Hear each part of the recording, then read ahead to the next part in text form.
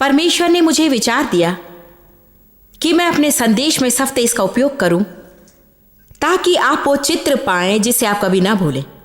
इससे भी अधिक दुख की बात कोई और नहीं हो सकती कि हम हमारा समय और ऊर्जा ऐसा कुछ करने में लगा रहे हैं जिससे कुछ उत्पादन नहीं हो रहा। भावना कोई फल नहीं लाती है, क्रोध कोई फल नहीं लाता है। शैतान डर से खुश होता है, वो आपको आगे बढ़ने से रोकता है। यह आपके जीवन में कुछ भी भला उत्पन्न नहीं करता। बस इस रॉकिंग चेयर पर बैठे बैठे मैं कुछ परिश्रम कर रही हूं, मैं व्यस्त हूं, परंतु मैं कहीं नहीं जा रही। आपको वो काम करना बंद करना है जो जीवन में और परमेश्वर के साथ आपके चलने में उन्नति नहीं लाते हैं। हमने खुद पर दया करने के विषय में कहा। खुद पर दया करना झूलने के समान है और कहीं नहीं जाना। हमारे एक कर्मचारी से मैंने कहा रॉकिंग चेयर के विषय की मेरी बात कैसे लगी, वो हमारे टीवी ग्रुप का भाग है। उसने कहा मैं नहीं जानता हूं कि क्या मैं कभी अपने सामने के बरामदा में बैठकर कभी झूल सकूं।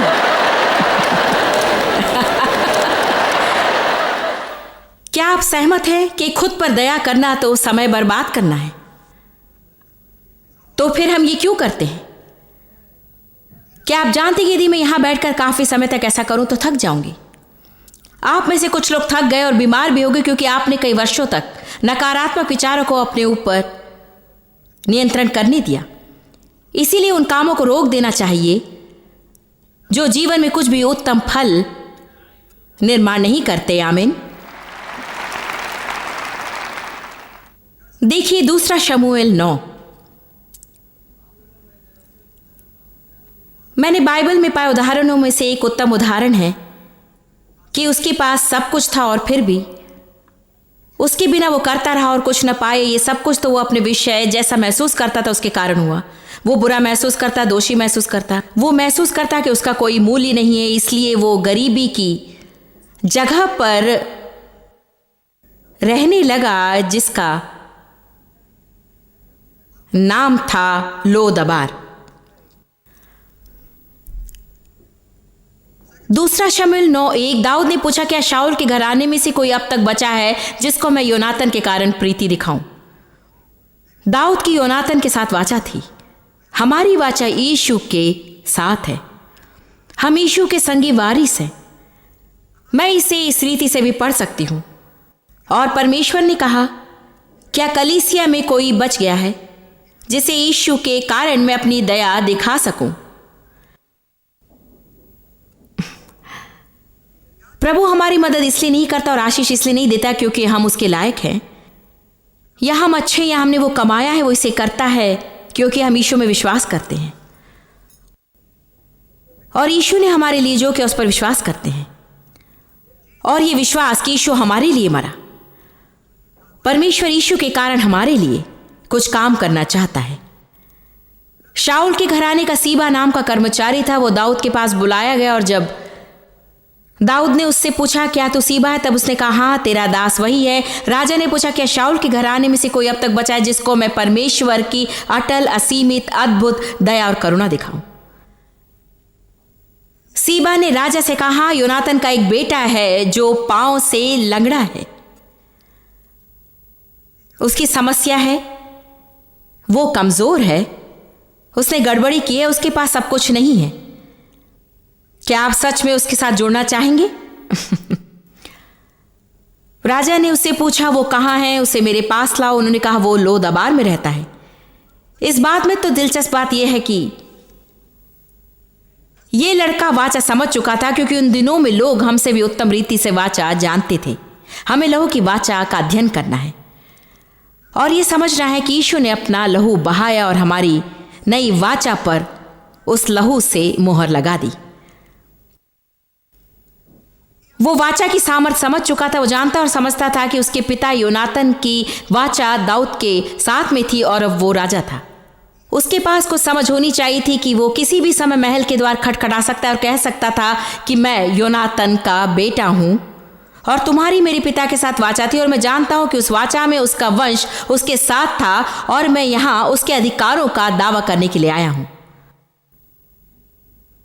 परंतु उसने ये कभी नहीं किया, और कारण आप 1 मिनट में देखेंगे। तब राजा दाऊद ने दूत भेजकर उसको लोदबार से मंगवाया।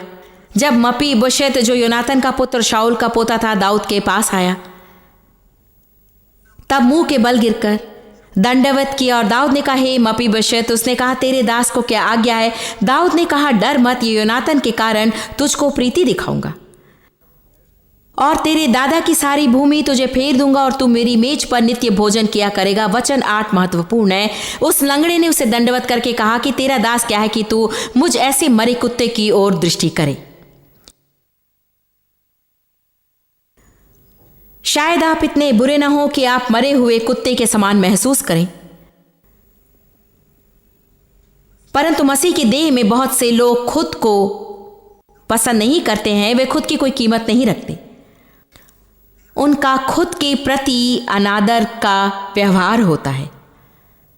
वे परमेश्वर का बिना शर्त का प्रेम नहीं समझते, और जब हम ये सोचते हैं कि हमें परमेश्वर की कृपा कमाना है, तो ये हमें गड़बड़ी में डालता है। आप कृपा नहीं कमा सकते। जब आप किसी पर कृपा करते हैं, तो इसका यह अर्थ है कि आप उन्हें वो देते जिसके वे लायक नहीं। जब आप किसी पर कृपा करते हैं, तो इसका अर्थ है कि आप उन्हें वो देते जिसके लायक वे नहीं हैं। जब आप किसी पर दया करते हैं, तो इसका अर्थ है कि आप उन्हें वो देते हैं जिसके वो लायक नहीं। जब आप किसी पर अनुग्रह करते हैं, तो इसका अर्थ है कि आप उन्हें वो देते हैं जिसके लायक वो नहीं है। परमेश्वर का धन्यवाद जिसने हमें वो नहीं दिया जिसके लायक हम थे। और थका देने वाली बात तो यह है कि जो परमेश्वर हमें मुफ्त उपहार देना चाहता है, उसे आप कमाने की कोशिश करते हैं, जिसे केवल विश्वास से ही प्राप्त किया जा सकता है। कितने लोग समझते हैं कि जब मैंने कहा कि परमेश्वर से पाने लायक होना और उसे कमाने की कोशिश करने में थक जाने का क्या अर्थ होता है? आप कहते हैं, क्या मुझे अच्छा होने की कोशिश करना नहीं है? हाँ, यदि आप शैतान की सुनते हैं, काफी कभी काफी नहीं होता। आप प्रतिवर्ष पूरी बाइबल पढ़ सकते हैं, और फिर भी वो आपसे कहेगा कि आपको उसमें से कुछ भी नहीं समझा है। हमें काम सही कारण के लिए करना है, और सही कारण परमेश्वर से कुछ कमाने की कोशिश करना नहीं है। प्रभु जो कुछ हमें देते वो अनुग्रह के कारण देते, ना कि कामों के कारण, ताकि कोई मनुष्य घमंड ना करे। जब भी मेरा दिन अच्छा होता है और मैं लोगों के साथ अच्छा व्यवहार करती हूँ, क्रोध नहीं करती हूँ, और कोशिश करती हूँ कि आत्मा के बहुत से फल प्रकट करूं, मेरी धार्मिकता फिर भी मैले चिथड़े के समान है। और फिर भी मैं वो कुछ अच्छे काम का एक दिन लेकर उसे परमेश्वर को मेरे टिकट के रूप में नहीं दे सकती कि अब मेरी प्रार्थनाओं का उत्तर पाऊं और आशीष पाऊं। कम ऑन नाउ, कईयों को लोदबार से बाहर आना होगा। आपको राजा का द्वार खटखटाना है और यीशु के नाम में अपने अधिकार मांगने हैं।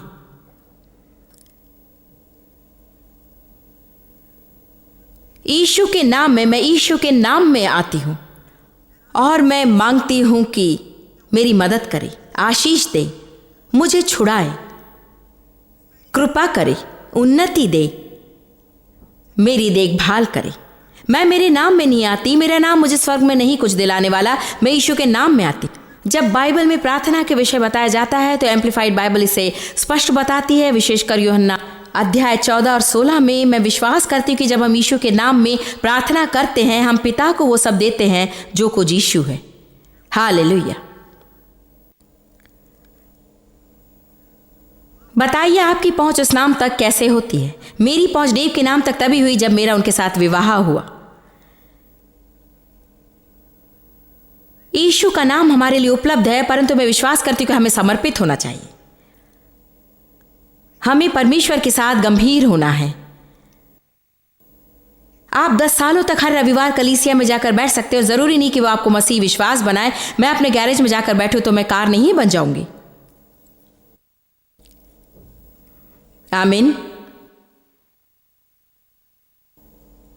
परंतु जब हम समर्पण करते हैं और गंभीर होते हैं और उससे अपना सर्वोत्तम देते हैं, परमेश्वर उसका आदर करता है। परमेश्वर का धन्यवाद। जब हम गलती करते हैं, इसलिए अब जो मसीह में है उन पर कोई दंड आज्ञा नहीं है, कोई दंड नहीं है।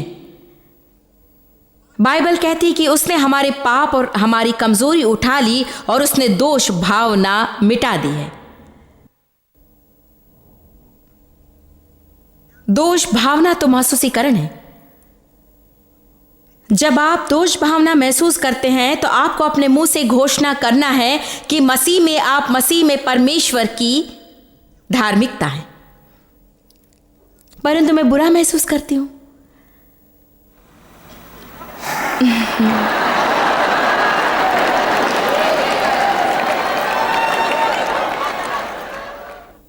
मैं बुरा महसूस करती हूं,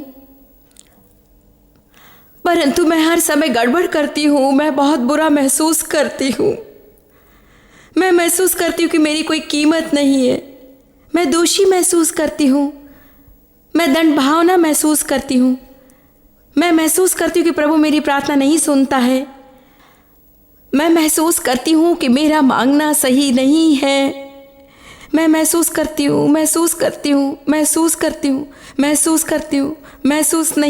हूँ, मैं महसूस नहीं करती और फिर महसूस करती हूँ और मैं जीवन भर इसी बेकार जगह पर रहती हूँ, इस लोदबार में मेरी कुर्सी पर झूलते हुए, और मैं महसूस करती हूँ।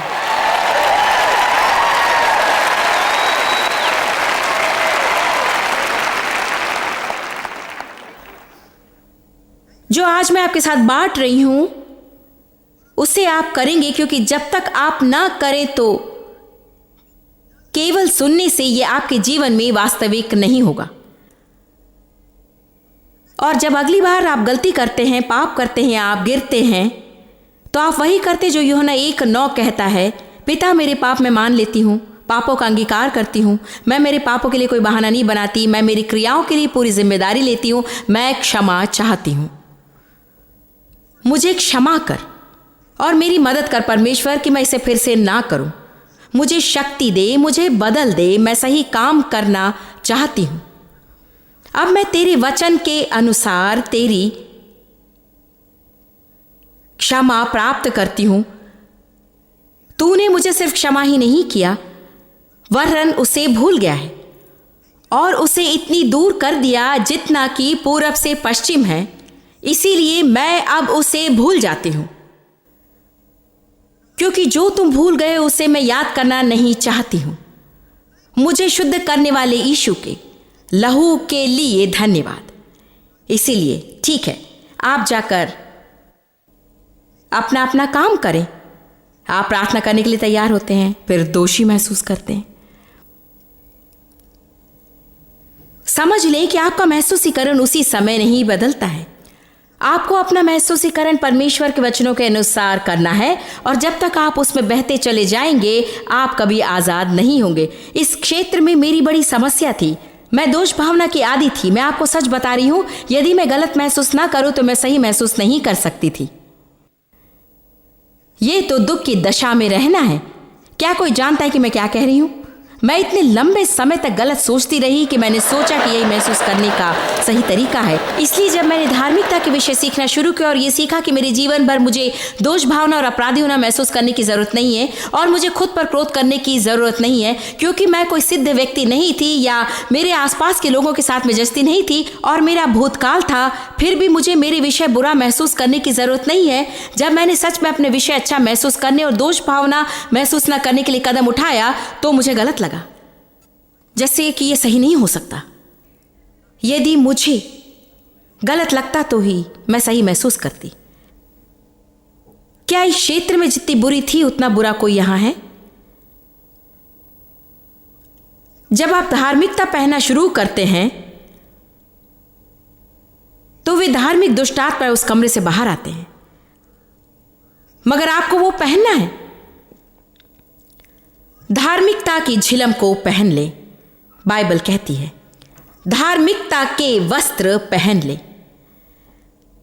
पहन लें का अर्थ ये नहीं कि हम उस बात के विषय में स्पष्ट रूप में सचेत रहें और ये वो आत्मिक भूत है जिसके विषय हम कलीसिया में बात करते हैं। इसका अर्थ है कि हम उसे अपने जीवन में काम करने देते हैं, और जब शैतान हम पर दोष भावना और दंडाज्ञा लेकर आता है तो हम कहें, नहीं शैतान, मैं मसीह में परमेश्वर की धार्मिकता बनाई गई हूँ, मैंने मेरी पाप अंगीकार किया है, मैंने क्षमा मांगी है, और मैं कैसे महसूस करती हूँ इसकी मैं परवाह नहीं करती हूँ, मैं जानती हूँ।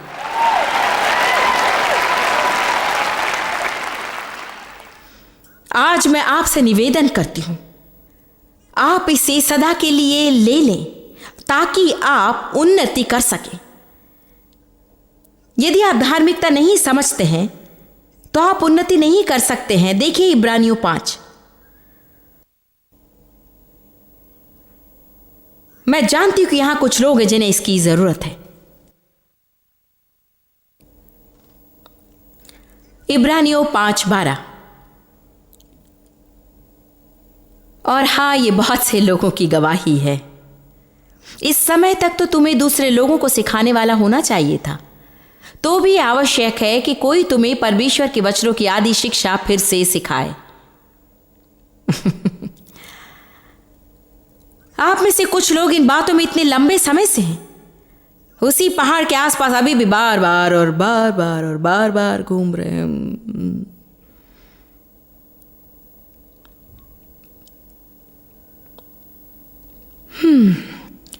हाँ, प्रभु की स्तुति हो। पिछले हफ्ते कलीसिया गए, आमीन, हालेलुया। अगले हफ्ते फिर से कलीसिया जाएंगे, प्रभु की स्तुति हो। हाँ, हालेलुया, परमेश्वर भला है, आमीन।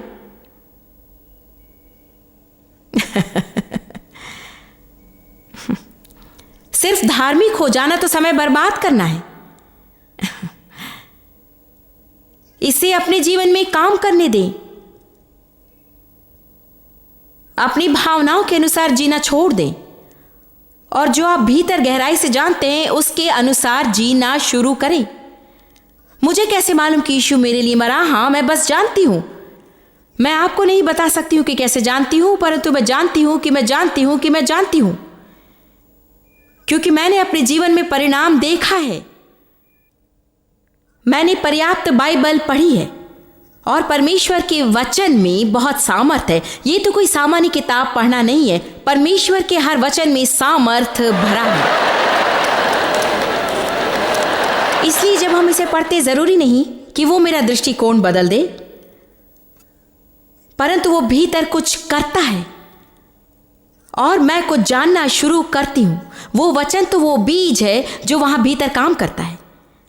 खैर, तुरंत वो मेरी भावनाओं को नहीं बदलेगा, परंतु वो यहां कुछ बदलना शुरू करता है। तो अब हमें निर्णय लेना है, क्या मैं बाइबल के परमेश्वर पर विश्वास करूंगी या मैं मेरे महसूसीकरण के परमेश्वर पर विश्वास करूंगी? क्या मैं अनुमान लगाऊंगी कि मैं सड़ी हुई किसी काम की नहीं हूं क्योंकि मैं दोष भावना और दंड आज्ञा महसूस करती हूं, या क्या मैं अपनी तलवार उठाऊंगी और शैतान के पीछे जाऊंगी जैसे कि बाइबल मुझे बताती है, और मैं अपना मुंह खोलकर कहूंगी, मेरे महसूसीकरण की मुझे परवाह नहीं, मैं जानती हूं कि यीशु के लहू के द्वारा मैं परमेश्वर के साथ सही बनाई गई हूं।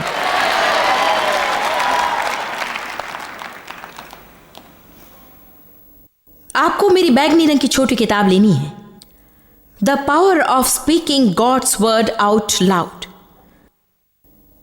बाइबल कहती कि स्वर्गदूत परमेश्वर के वचन की ओर ध्यान देते हैं। हमारे मुंह से निकलने वाले परमेश्वर के वचन बोलने के द्वारा हम स्वर्गदूतों की मदद प्राप्त कर सकते हैं। चुपचाप खड़े हो, तब शैतान को आपसे बातें न करने दें, अपना मुंह खोलें और शैतान को जवाब दें।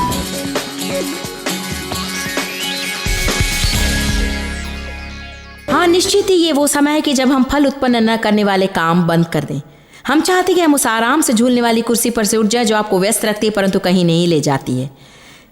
कई लोग जब बुरा महसूस करते हैं तभी सही महसूस करते हैं। हाँ, हमें किए हुए गलत कामों के लिए खेद होना चाहिए, परंतु लंबे समय के लिए दोष भावना महसूस करना लंबी समय तक तो समय बर्बाद करना है और आपके जीवन में कोई फल निर्माण नहीं करता।